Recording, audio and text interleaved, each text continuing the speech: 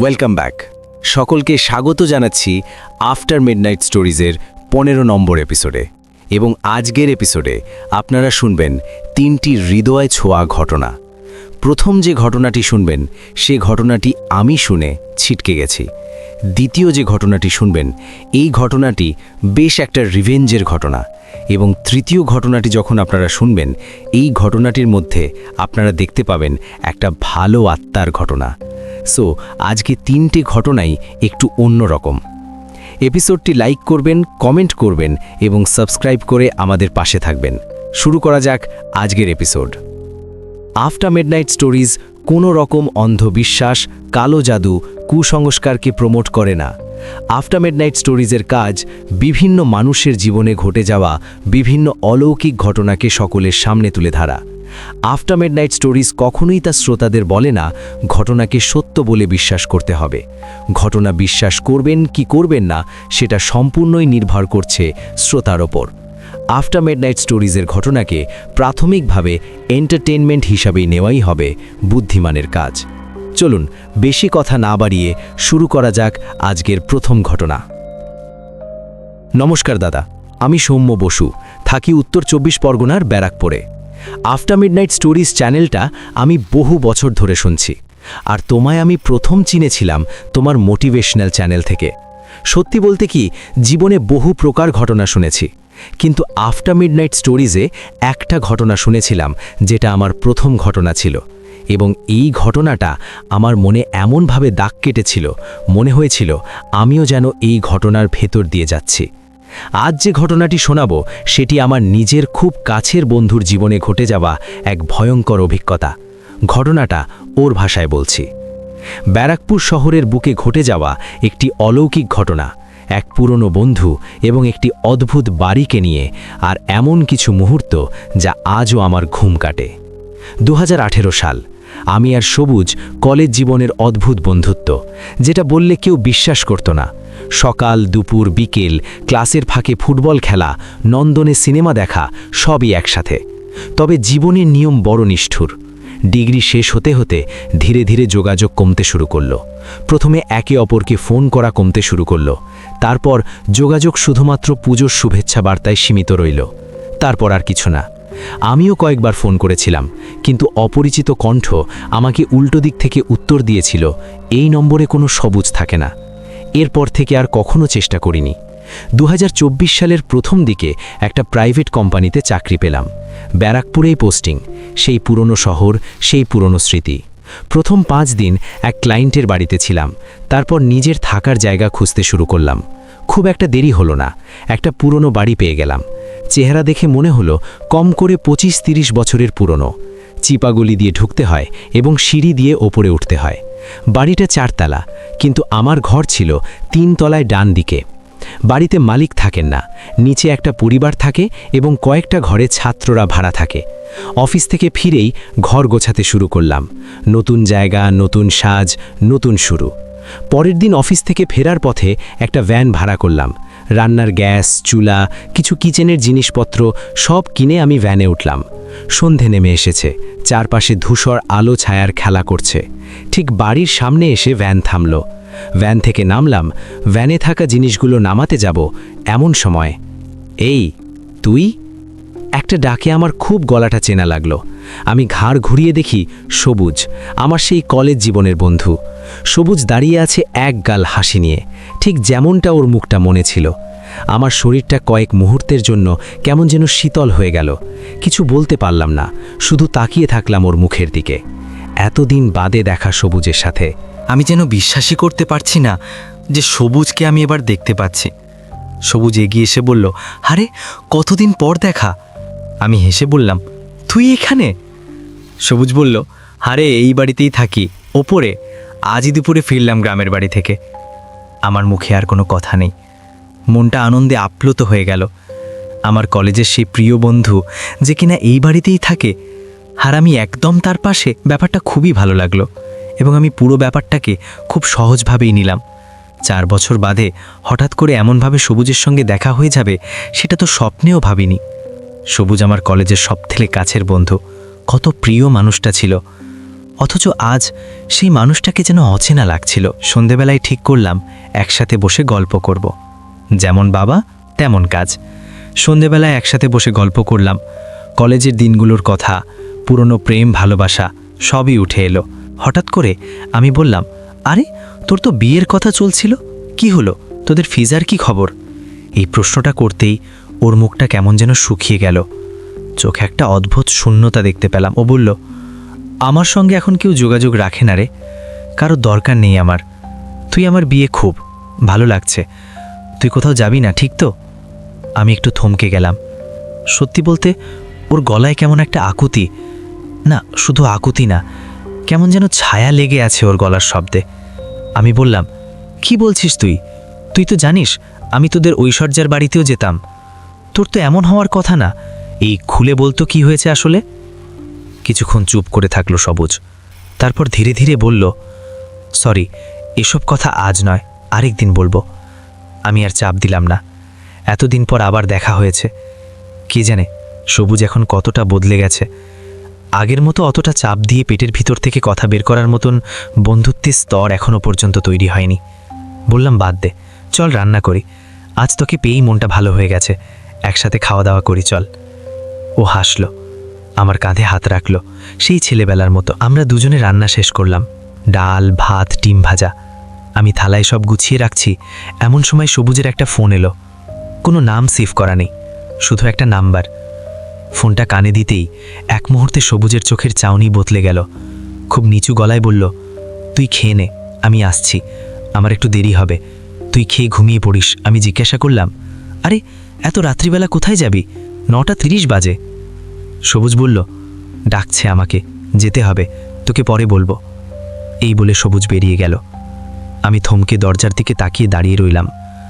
সবুজের শেষ হাসিটাও কেমন যেন অচেনা লাগলো, একদম প্রাণহীন। সবুজের গলার আওয়াজটা, ওর কথা বলার ধরন, ওর চালচলন, সব কিছু আমার কেমন যেন অদ্ভুত লাগতে শুরু করলো।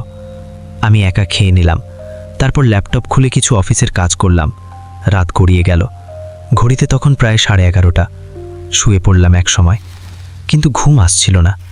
একটাই কথা মাথায় ঘুরছে যে সবুজ তো এমন ছিল না, ওকে এমন অদ্ভুত লাগছে কেন? বিছানায় এপাশ থেকে ওপাশ হচ্ছি, বারবার ঘুম ভেঙে যাচ্ছিল। কখনো যেন মনে হচ্ছে রান্নাঘর থেকে আওয়াজ আসছে, কখনো মনে হচ্ছে ঘরের মধ্যে কেউ যেন হাঁটছে, মনে হচ্ছে রান্নাঘরের গ্যাসটা কেউ যেন জ্বালিয়ে রেখে গেছে। আবার একবার মনে হলো কেউ যেন আমার নাম ধরে ডাকছে, কেমন একটা মিলি গলা, ফিসফিসিয়ে ডাকছে। চোখ খুললাম, খুলে দেখলাম দরজাটা অল্প খুলে আছে, অথচ আমার স্পষ্ট মনে আছে আমি দরজাটা ভালো করে লাগিয়ে ঘুমিয়েছিলাম। ভয় নাকি অস্বস্তি কি বলবো জানি না, একরকম কৌতূহল নিয়ে উঠে পড়লাম।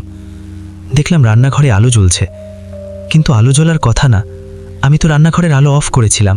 রান্নাঘরে ধীরে ধীরে প্রবেশ করলাম। গ্যাসের গন্ধে নাক ভরে যাচ্ছে। চেক করলাম গিয়ে গ্যাস কি বন্ধ করা হয়নি, কিন্তু না, গ্যাস বন্ধ, সিলিন্ডার অফ। সেদিন রাতে রান্না করা খাবারগুলো ছিটিয়ে পড়েছিল বিভিন্ন জায়গায়। সবুজের কথা মনে পড়তেই হঠাৎ সারা শরীর কেমন ঠান্ডা হয়ে গেল। বেশি কিছু না ভেবে আবার নিজের বিছানায় গিয়ে শুয়ে পড়লাম। সকালবেলা ঘুম থেকে উঠে সবুজকে খুঁজতে গিয়ে দেখি ওর ঘরে তালা দেওয়া। ভাবলাম হয়তো সবুজ সকালবেলা আবার বেরিয়ে গেছে, তেমন কিছু আর ভাবলাম না। রান্নাঘরে গিয়ে দেখি খাবারগুলো ছড়ানো অবস্থায়, যেন বিড়াল নেড়েচেড়ে খেয়েছে, অনেকটা সেরকম। বুঝলাম রাতে যা দেখেছিলাম সেটা স্বপ্ন ছিল না। যাই হোক, অফিসের টানে সব কিছু ঝেড়ে ফেললাম মন থেকে। অফিস গেলাম এবং সন্ধেবেলায় ফিরে এসে একটা জিনিস দেখে আমি পুরো থমকে গেলাম।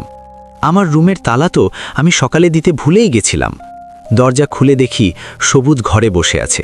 আমি তো হতবাক।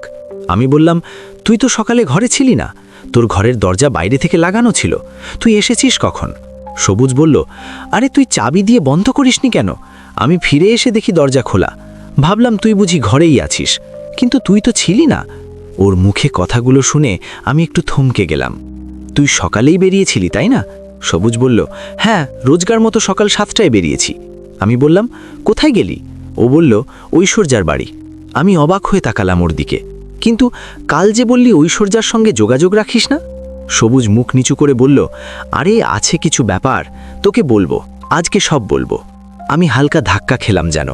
সবুজের মুখে কেমন একটা বিষণ্ণতা, কেমন একটা অসহায়ত্ব। আমি চা বানিয়ে আনলাম, 2টো বিস্কুটের প্যাকেট নিয়ে বসলাম সামনে। ওকে এগিয়ে দিতেই বলল, না না, আমি একটু আগে টিফিন করলাম, খাবো না। আমি খুব অবাক হয়ে গেলাম। আগের সেই সবুজ, যে কিনা প্রাণ খোলা মজার বাচাল, সেই সবুজ কোথায় যেন হারিয়ে গেছে।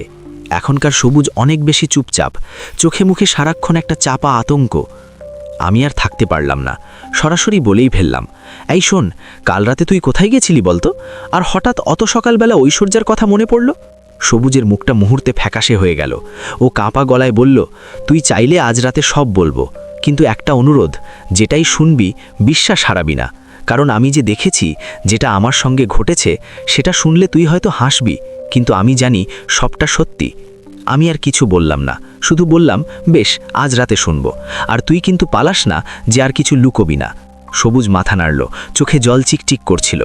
সবুজের মুখ থেকে যখন শুনলাম ঐশ্বর্যার ক্যান্সার ধরা পড়েছে আর ওর হাতে মাত্র 3 মাস, একটা অদ্ভুত অনুভূতি চারিপাশে নেমে এলো। সবুজ আরও বলল, ঐশ্বর্যার নাকি বাবা আগেই মারা গেছে এবং ঐশ্বর্যার মায়ের শরীরটাও ভালো না। তাই জন্য সবুজ সকালে উঠে গিয়ে ওদের বাড়ির রান্নাবান্না করে, তারপর অফিস যায়। চোখের কোণায় জল চলে আসলো নিজের অজান্তেই। ঐশ্বর্যা আমারও ক্লাসমেট ছিল, ফুটফুটে প্রাণবন্ত একটা মেয়ে। সে মেয়েটা আর বাঁচবে না ভাবতেই বুকের ভিতরটা কেমন যেন মোচড় দিয়ে উঠল। আমি বললাম, কালকে আমায় নিয়ে যাস ঐশ্বর্যার বাড়িতে। সবুজের গলায় কেমন একটা দ্বিধা, বলল, না কাল নয়, অন্য দিন নিয়ে যাব। সেদিন বাইরেই খেয়ে নিলাম, রান্নাও করিনি। আর সবুজের রুমে আলো নিভানো, নিঃশব্দ, সব কিছু যেন কেমন থমকে আছে। রাত ঠিক 8টা। হঠাৎ নিচ থেকে চিৎকার চেঁচামেচি শুনে দরজা খুললাম। কলেজ স্টুডেন্টের ফ্ল্যাটে পার্টি চলছিল, জন্মদিনের উদযাপন। আরে গেইনি। সিঁড়ি দিয়ে উঠে এলাম, সবুজের রুম পার হচ্ছি। হঠাৎ চোখে গেল ওর দরজা বাইরে থেকে লাগানো। আমি তো 1 ঘন্টা আগেই শুনলাম ওর রুমে ঢোকার শব্দ, তাহলে কোনো হিসেবই মিলল না। আর অদ্ভুত এক গা ছমছমে অনুভূতি হচ্ছিল। আলো নিভিয়ে রাত্রিবেলা শুয়ে পড়লাম। পরদিন অফিস শেষ করে বাজার করলাম। বাজার নিয়ে ফিরলাম, তখন প্রায় 7:30। হঠাৎ দেখি সামনে ঐশ্বর্যা স্কুটি চালিয়ে যাচ্ছে। এক মুহূর্তের জন্য সব ভুলে চিৎকার করে উঠলাম, এই ঐশ্বর্যা! জেমের ক্যান্সার হয়েছে, যে 3 মাস বাঁচবে না, সে কি করে স্কুটি চালিয়ে ঘুরে বেড়াচ্ছে? সবুজকে মিথ্যেই বলেছিল। কিছু না ভেবে ওকে ডাকলাম, কাছে একটা দোকানে নিয়ে গেলাম। বললাম, তুই জানিস আমি সবুজের পাশের রুমে থাকি, অথচ 4 বছর যোগাযোগ ছিল না। ঐশ্বর্যা থমকে গেল, বলল, কি বলছিস? সবুজ যে 1 বছর আগে ক্যান্সারে মারা গেছে। আমি আকাশ থেকে পড়লাম। আমার কথা শুনে ঐশ্বর্যার চোখ থেকে জল বেরিয়ে এলো। আমার সারা শরীর ঠান্ডা হয়ে গেল। কোনো কথা আমার মুখে এলো না। ও হাউ হাউ করে কাঁদছে। আমি নিঃশব্দ হয়ে দাঁড়িয়ে রয়েছি। সবুজ 1 বছর আগে ক্যান্সারে মারা গেছে। ঐশ্বর্যা বলল, চল তোকে স্কুটি করে পৌঁছে দিই। ঐশ্বর্যা স্কুটিতে উঠল, আমি পিছনে। কথায় আমরা কেউ কোনো কথা বললাম না। স্কুটি করে যাচ্ছি, এমন সময়ে পিছন থেকে একটা বাইক এসে ধাক্কা দিল। তারপর কিছু মনে নেই। চোখ খুললাম আমাদের বিল্ডিংয়ের সিঁড়িতে। মনে হচ্ছে যেন হাত পা ভেঙে যাচ্ছে আমার। ঘড়িতে দেখলাম 11:43। কোনো মতে উঠে দেওয়ালে হাতড়ে নিজের রুমের দিকে যাচ্ছি। দেখি সবুজ বসে আছে। আমি হতবাক, মুখ থেকে একটা কথাও বেরোলো না। সবুজ বলল, ভুলে যাস না যেন আমায়। তারপর সব অন্ধকার। চোখ খুললাম হাসপাতালের বেডে, পাশে মা বাবা। মা বলল, তোকে তো উদ্ধার করে কলেজের কিছু ছেলে মেয়ে এনেছে, ঘরের সামনে পড়েছিলি। আমার গলায় একটা মেয়ের ওড়না বাঁধানো ছিল, যেন কি দড়ি দিয়ে ফাঁস দিয়েছে। কিন্তু আমি তো ফ্লোরে পড়েছিলাম। 15 দিন পর সেরে ঠিক উঠলাম। এরপর ওই রুমে আর থাকবো না বলে ঠিক করলাম। মা বাবাকে নিয়ে গেলাম মালিকের কাছে। তখন জানতে পারলাম, আপনার পাশের ঘরটা তো ভাড়া দেওয়া হয় না। 2জন কলেজ স্টুডেন্ট থাকতো। দুজনেই অস্বাভাবিকভাবে আত্মহত্যা করেছিল ওই ঘরে। তারপর থেকে বন্ধই আছে। তারপর আমি আর কিছু শুনতে চাইনি। আজও ভাবি, তাহলে সবুজ, ঐশ্বর্যা, তারা কে ছিল? সত্যি অলৌকিক ছিল? সবুজের সাথে বসে যত আড্ডা দিলাম, ঐশ্বর্যার স্কুটির পিছনে চড়ে, সব কেমন গলিয়ে যেতে লাগলো। এই ছিল ঘটনা। আউটস্ট্যান্ডিং একটা ঘটনা শুনলাম, আপনাদের কেমন লাগলো আমি প্রথম থেকেই যখনই ঘটনাটা পড়েছি একটার পর একটা টুইস্ট পেয়েছি এবং আমার পুরো গায়ে কাটা দিয়ে উঠেছে এই ঘটনাটা বলার সময়। এত সুন্দর একটা ঘটনা পড়লাম, আপনাদের কেমন লাগলো অবশ্যই জানাবেন। এবং আমি সৌম্যকে বলবো, সৌম্য অসাধারণ ঘটনা পাঠিয়েছো, দুর্দান্ত ঘটনা পাঠিয়েছো, এবং আমি চাই তুমি আরও এরকম ঘটনা পাঠাও। লেখার ব্যাপারটায় আরেকটু মনোযোগ দিতে পারো, তাহলে লেখাটা হয়তো আরও সুন্দর হতে পারে। অনেকটাই আমি আমার মতন করে গুছিয়ে নিয়েছি, কিন্তু ঘটনাটা ওভারঅল আমার খুব ভালো লেগেছে। আপনারাও যদি এরকম ঘটনা আমাদের পাঠাতে চান তাহলে মেল করুন aftermidnightstories@gmail.com অথবা after midnight stories Facebook page, ইনবক্সে লিখে পাঠান ঘটনা। সমস্ত লিংক দেওয়া রয়েছে ডেসক্রিপশন সেকশনে, সেখান থেকে আমাদের খুঁজে পাওয়া খুবই সহজ। আশা করছি লাইক করে দিয়েছেন, কমেন্ট করে ফেলেছেন এবং সাবস্ক্রাইব করে ফেলেছেন যারা যারা এখনও পর্যন্ত আমাদের চ্যানেলের সঙ্গে যুক্ত হননি। এবং আমিষ আসছে খুব তাড়াতাড়ি, রাখি বন্ধনের শুভেচ্ছা। এই মাসের শেষেই আপনারা আমিষ পেয়ে যাবেন। আপনারা যদি চান যে আমরা আপনার শহরে ঘুরি আমিষের টিম নিয়ে, তাহলে অবশ্যই আমাদের এখন পোল চলছে বেশ কিছু, সেই পোলে গিয়ে আপনারা ভোট করতে পারেন কমিউনিটি পোস্টে, এবং আপনারা জানাতে পারেন কোন শহর থেকে আপনারা আমাদের আমিষের টিমকে দেখতে চান। আমরা সেই শহরে তাহলে কোনো একটা উইকেন্ডে যাব এবং আপনাদের সঙ্গে সময় কাটাবো। চলে যাচ্ছি আমাদের পরবর্তী ঘটনায়। হ্যালো সবুজদা, আমি শিয়ালদহ থেকে অর্পিতা। আমি তোমার আফটার মিডনাইট স্টোরিজ চ্যানেলের অনেক পুরনো এক শ্রোতা। আশা করি তুমি এবং অদিতি দিদি খুব ভালো আছো। তোমার কণ্ঠে প্রতিটি ঘটনা জীবন্ত হয়ে ওঠে এবং আমার সবথেকে বাজে অভ্যাস বলতে পারো, আমি গভীর রাতে ভূতের ঘটনা শুনি, আর সেই ঘটনাটা যদি আফটার মিডনাইট স্টোরিজের হয় তাহলে কোনো কথাই হবে না। আমি এক প্রকার অবসেসড বলতে পারো তোমার আফটার মিডনাইট স্টোরিজের জন্য। আর কথা না বাড়িয়ে সরাসরি ঘটনায় চলে যাই। এই ঘটনাটা আমি সংগ্রহ করেছি আমার এক মামার থেকে। ঘটনাটি ঘটেছিল আমার মামার এক বন্ধুর সাথে। ঘটনা বোঝার সুবিধার্থে মামার বন্ধুর ভাষাতে লিখছি। সালটা 1971। আমার নাম রোহিত এবং আমার পরিবারসহ আমরা একটি গ্রামে বসবাস করতাম। আমরা ব্রাহ্মণ। ছোটবেলা থেকেই শুনেছি আমাদের গ্রামের মানুষ আমরা যাতে ব্রাহ্মণ বলে খুব মান্য করত। কিন্তু কালের নিয়মে আমি ধীরে ধীরে বড় হই এবং আমিও যৌবনে পা রাখি। বাবা গ্রামের স্কুলের গণ্ডি পেরোতেই আমাকে শহরে একটি নামী কলেজে ভর্তি করে দেয়। সেখানে আমি একটি খ্রিস্টান মেয়েকে ভালোবেসে ফেলি। বাড়িতে আমাদের ভালোবাসার কথা জানালে পরিবারের লোক সকলেই বিরোধিতা করে। ব্যক্তিগত কারণে মেয়েটির আসল নাম গোপন করলাম। বোঝার সুবিধার্থে আমি মেয়েটির নাম দিলাম সিনথিয়া। মেয়েটাকে আমি খুব ভালোবাসতাম, তাই কোনো কিছুতেই যখন বাড়ির লোক আমাদের সম্পর্কের কথা মেনে নিল না, তখন সিদ্ধান্ত নিই আমরা পালিয়ে গিয়ে বিয়ে করব। সে মতো আমি সিনথিয়াকে চিঠি লিখি।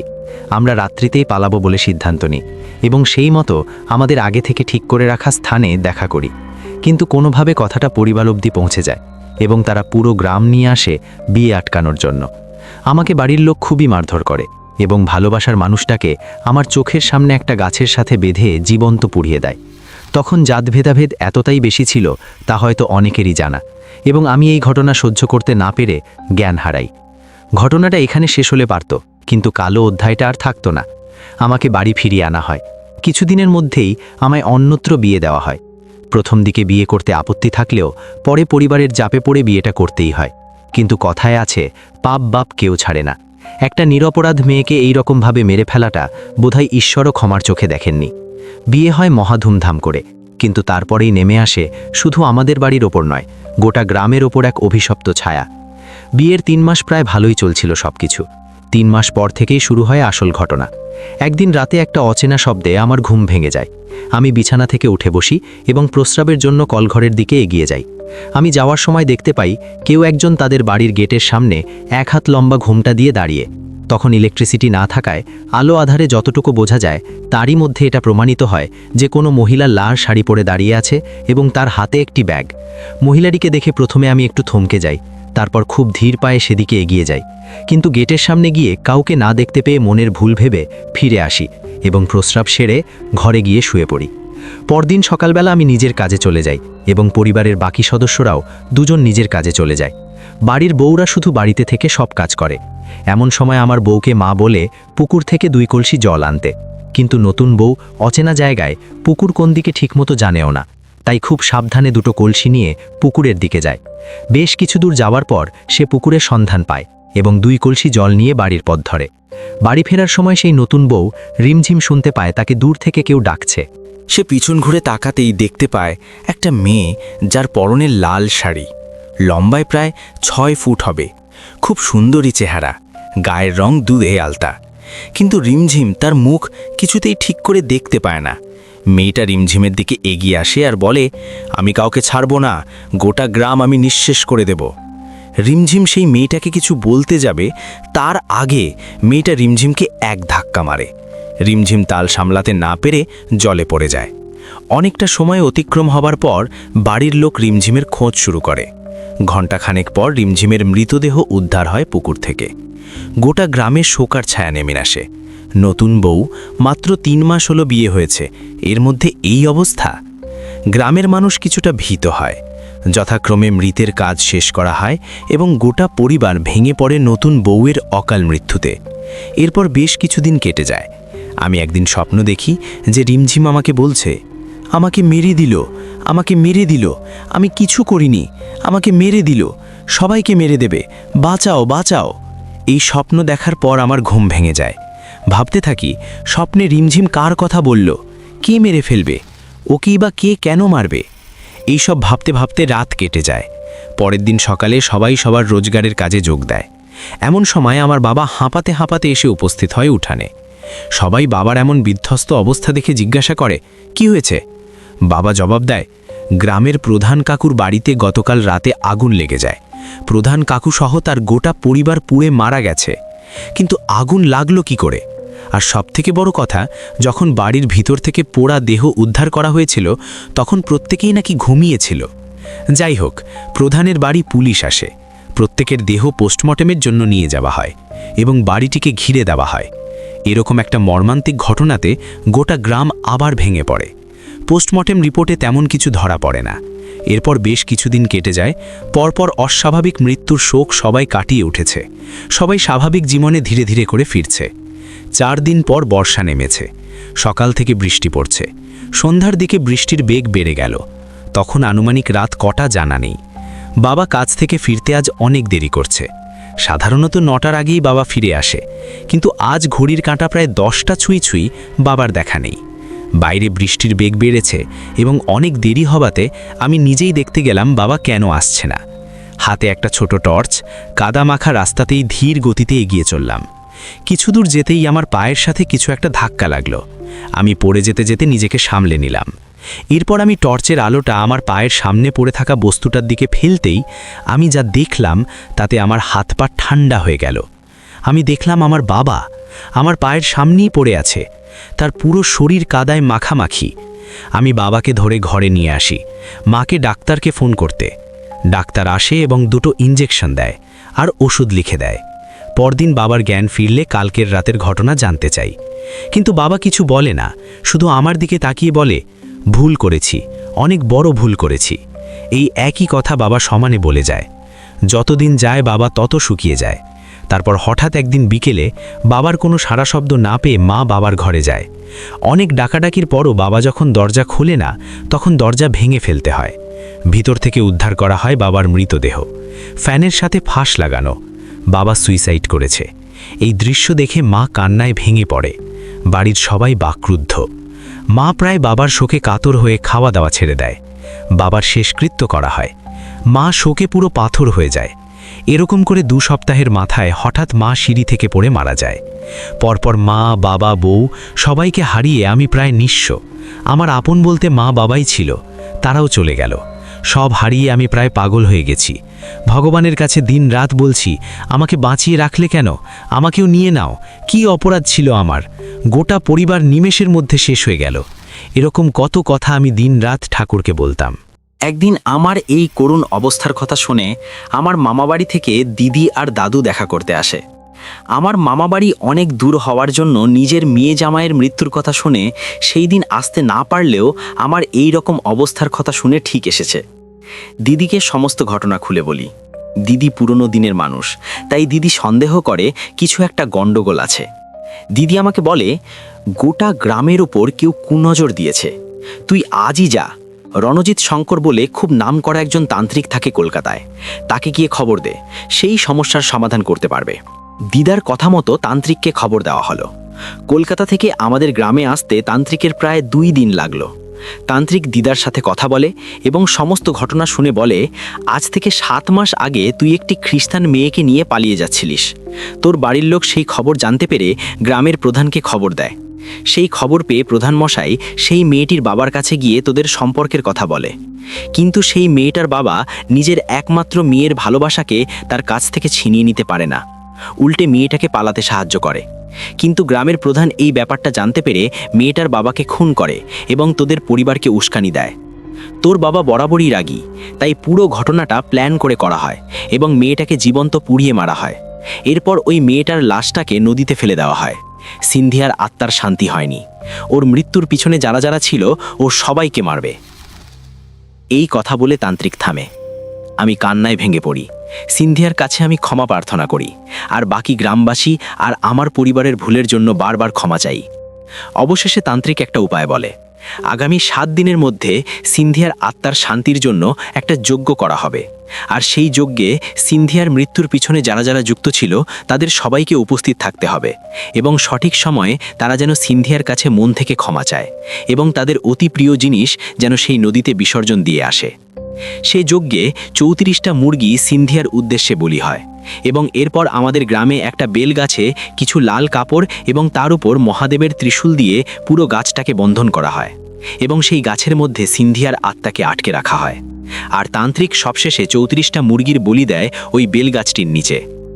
যজ্ঞ সম্পূর্ণ হলে তান্ত্রিক গ্রামের সবাইকে তাদের প্রিয় কিছু জিনিস নদীতে ফেলে দিতে বলে, সেই সাথে নদীতে 3টি ডুব দিয়ে প্রেতাত্মার কাছে ক্ষমা চাইতে বলে। তান্ত্রিকের বিধান অনুসারে সমস্ত কাজের পর তারা যেন ক্ষমা চায় তার কাছে। এরপর আর তেমন কিছু ঘটেনি। এই ছিল আমার শোনা একটি সত্য ঘটনা। ঘটনাটা ভালো লাগলে জানিও, ভুল ত্রুটি ক্ষমার চোখে দেখো। ঠিকমতো বুঝিয়ে লিখতে পারলাম না, এর জন্য ক্ষমা করো। ঘটনাটি সিলেক্ট হলে জানিও এবং কত নম্বর এপিসোডে এটি শোনানো হবে তাও জানিও। তোমার উত্তরের অপেক্ষায় থাকবো আফটার মিডনাইট স্টোরিজ। সকল শ্রোতাদের জন্য রইল ভালোবাসা, শুভকামনা।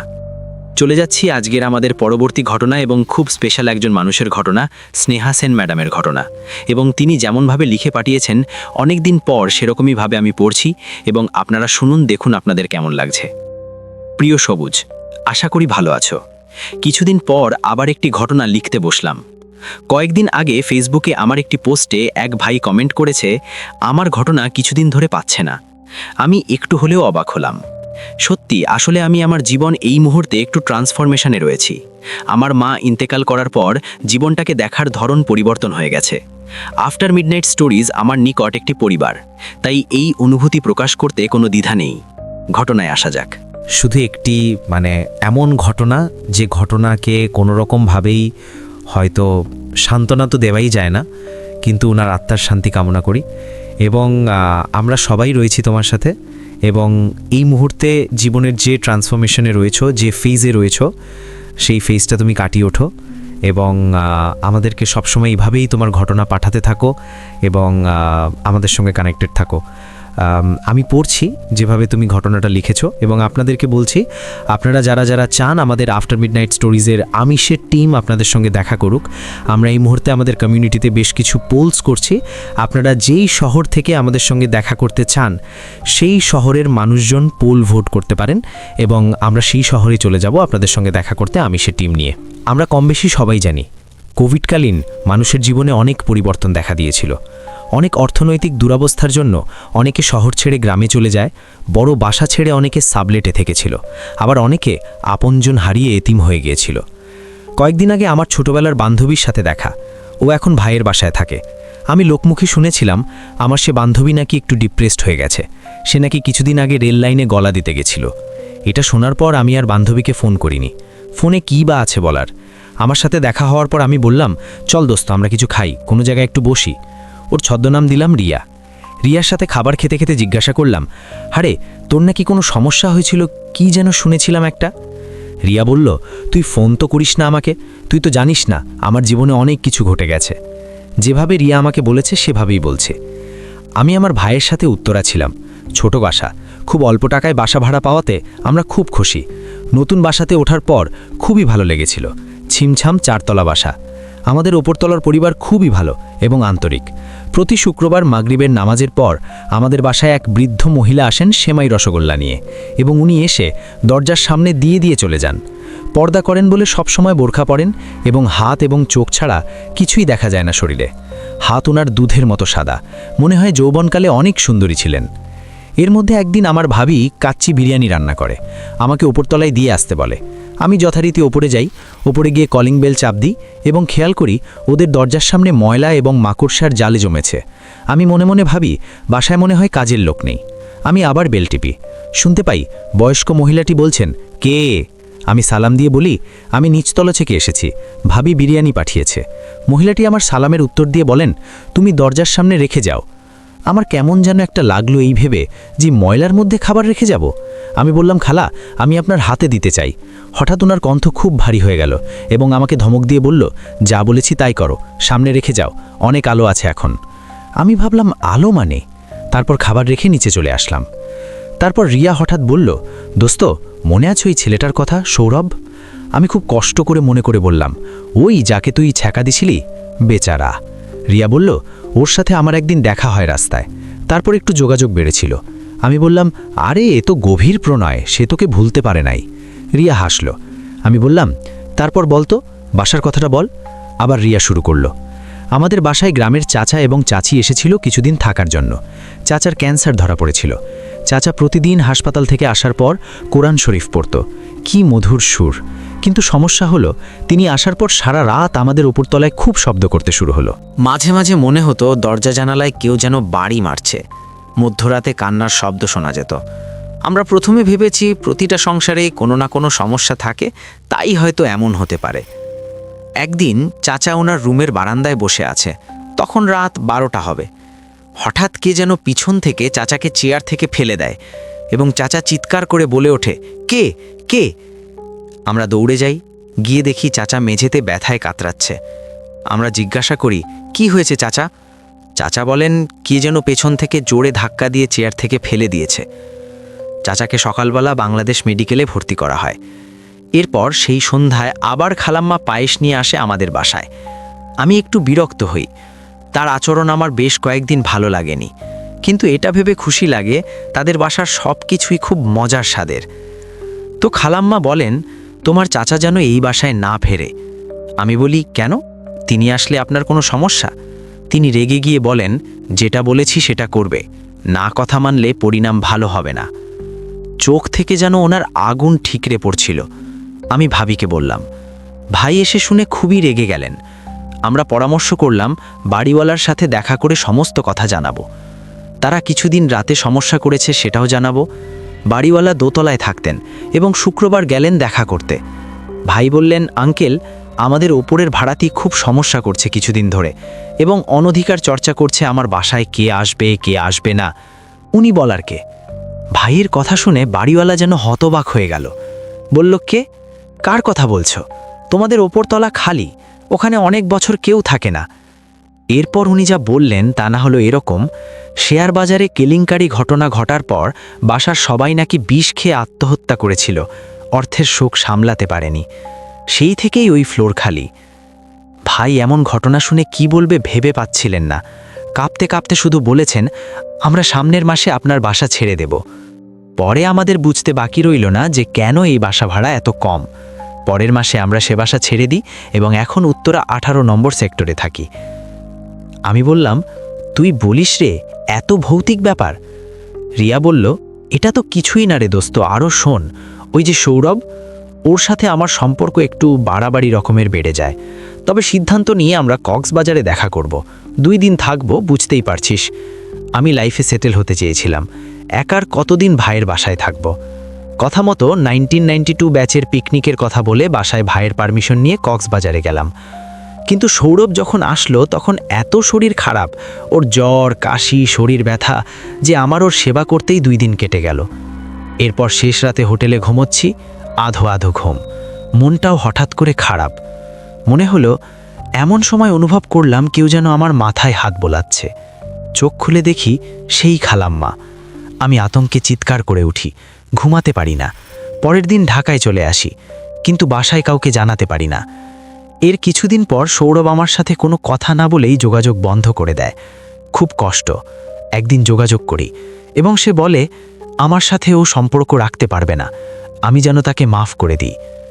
আমি এরপর বুঝতে পারি সৌরভ পরিশোধ নিতে এসেছিল, সে আমাকে ভালোবাসে নাই। আমার মন ভেঙে যায়। আমি সিদ্ধান্ত নিই রেল লাইনে গিয়ে সুইসাইড করব। একদিন ভোরে রেল লাইনে যাই, রেলগাড়ির সামনে যখনই ঝাঁপ দিব তখনই কে যেন আমার হাত ধরে আমাকে একটা ধাক্কা মারে। আমি আলো আন্ধারে দেখি ওই খালাম্মা। উনি রাগ করে বলে, আমি তোকে কতবার বাঁচাবো, যা বাসায়। আমার রিয়ার কথা শুনে শরীরের লোম শিরশির করে ওঠে। আমি বলি, কি বলিস? রিয়া বলে, সব আত্মা খারাপ হয় না, আমাকে সৌরভের হিংস্র থাবা থেকে ওই আত্মা বাঁচিয়েছিল। আমি এখন ওই আত্মার ভরসায় বেঁচে আছি। ভাবি, বাকি জীবন কেউ আমার আপন না হলেও চলবে। এই ছিল আজকের ঘটনা। সবার একটু করে হলেও ভালো লাগবে।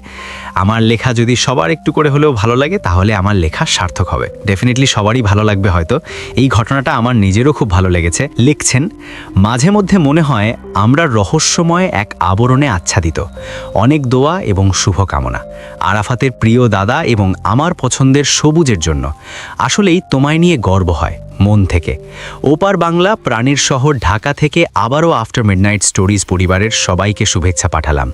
স্নেহাদি। আশা করি আরাফাত খুব ভালো আছে এবং এত সুন্দর একটা ঘটনা তুমি পাঠিয়েছো। আমার নিজেরও ঘটনাটা খুব ভালো লেগেছে এবং খালাম্মা চরিত্রটাও আমার খুব ভালো লেগেছে এখানে।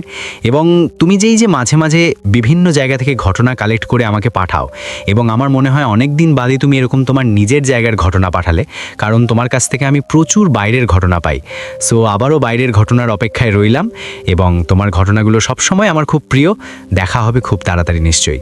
আর আপনাদের সকলকে জানাই আবারও যে আপনারা আমিষ দেখবেন এই মাসের শেষেই আসছে। আমি চলে যাব আমাদের শাউট আউট সেকশনে এবং লাইক করে দেবেন এই এপিসোডটি, শেয়ার করবেন বন্ধুদের সঙ্গে। শুধুমাত্র নীলে একা ভয় পেলে চলবে না, অন্যদেরকেও ভয় দেখাতে হবে। কমেন্ট করেছেন আকিব। লিখছেন, অসাধারণ, খুব ভালো লাগলো। আমার সব কাজের সাথে আফটার মিডনাইট স্টোরিজ খুব যুক্ত। আমি পেশায় আইটি ইঞ্জিনিয়ার, তো কোনো কাজ করি, কাজ করার সময় আফটার মিডনাইট স্টোরিজ শুনি। কমেন্ট করা হয় না, আজ করে ফেললাম। হাই আকিব ভাই, thanks a lot for year comment. আমাদের মধ্যে রয়েছেন পারমিতা, রয় তসনিমা, লিজা। আমাদের মধ্যে রয়েছেন প্রবাল 187। দুর্দান্ত 3টি ঘটনা। প্রথম এবং তৃতীয় ঘটনা ভয়ের, দ্বিতীয় ঘটনাটি আমার সেরা লাগলো। আমাদের মধ্যে রয়েছেন দীপ জানা। শুভ রক্ষীবন্ধন উৎসবের অনেক শুভেচ্ছা এবং অভিনন্দন রইল। সবুজদা, আমার অনেক ভালোবাসা রইল তোমার আর অদিতিদির জন্য। খুব ভালো থেকো তুমি আর অদিতিদি। আমাদের মধ্যে রয়েছেন এক্সপ্লোরার 3137। কাজ থেকে আসার পর খুব ক্লান্ত লাগছিল। আফটার মিডনাইট স্টোরিজের নোটিফিকেশন পাওয়া মাত্র ক্লান্তি ছেড়ে শুনতে লেগে গেলাম। আমাদের মধ্যে রয়েছেন দীপ দাস, রয়েছেন রাহুল এসকে, কমেন্ট করছেন মৌমিতা, সুরতেক পারভেজ, অঙ্কিতা ভট্টাচার্য। আমাদের মধ্যে রয়েছেন কাবেরী বঙ্গ, স্নেহা। আমাদের মধ্যে রয়েছেন সায়ন্তনী সরকার। আমাদের মধ্যে কমেন্ট করেছেন প্রীতিশ সরকার। এছাড়া রয়েছেন ব্লাডি 234, সে মিথুনস চ্যানেল। আমাদের মধ্যে রয়েছেন কিউট গার্ল লতা এবং আরও অনেকে। আশা করছি আপনাদের আজকের এপিসোড খুব ভালো লেগেছে। আমার নিজের আজকের এপিসোডটা খুব ভালো লেগেছে, একদম ভিন্ন স্বাদের এপিসোড। এবং আশা করছি আপনারা এই এপিসোডটিকে প্রচুর পরিমাণে শেয়ার করবেন এবং আমাদের কমিউনিটি সেকশনে এখন যে পোলগুলো চলছে সেই পোলগুলোকেও একটু নজরে রাখবেন।